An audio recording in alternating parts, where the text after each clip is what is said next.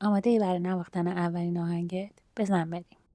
در دست چپ رو خط چهارم نوت فا دارم. نوت قبلیش میشه می. برای پیدا کردنش میام از دو وسط تا می وسط رو پیدا میکنم و دقت که میکنم میبینم از می وسط تا می که تو دست چپ دارم یک اکتاف پایین تر باید برم. انگشت پنجم رو میزنم رو می، انگشت دو لا و انگشت یک دو و میبینم که آکورد میلاد دو همینطور تکرار شده.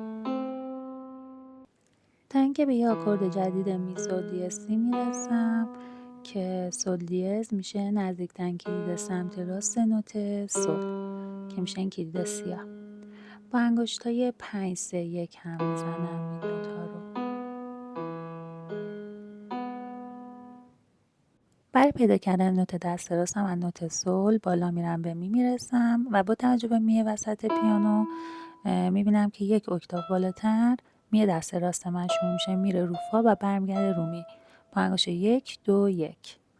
قبل از شروع برای دو دستی نواختن نگاه میکنم که میزان نواخت 3 4 پس شمارش 1 2 3 دارم هم در دست راست هم در دست چپ.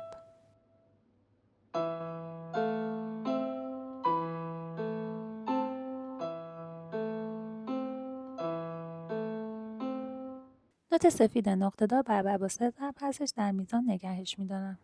در اینجا انگشت 4 میاد روی می و از اینجا آکورد دست چپ عوض میشه می سل دیز سی.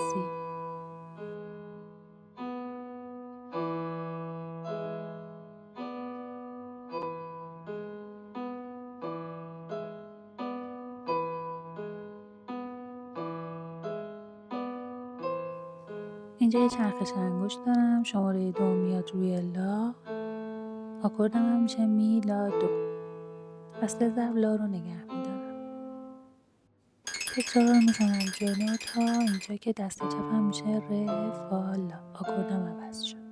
دوباره میشه می سل دیز سی می لا دو و حالا 3 تا نوت می لا دو رو با هم میگیریم.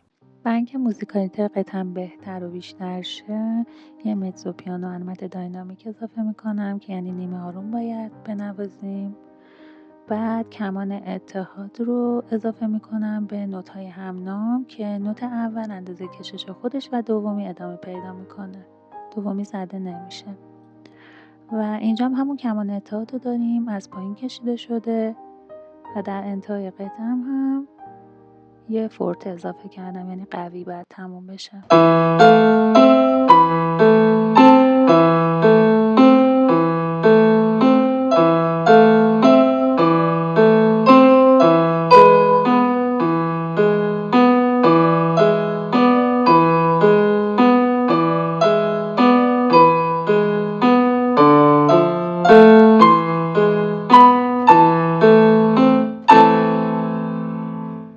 امیدوارم خیلی راحت بتونی اولین آهنگتو بنوازی. دوست داشتی لایکش کن و اگه میخوای ویدیوی بعدیمو ببینی سابسکرایبم کن. ممنونم دوست من.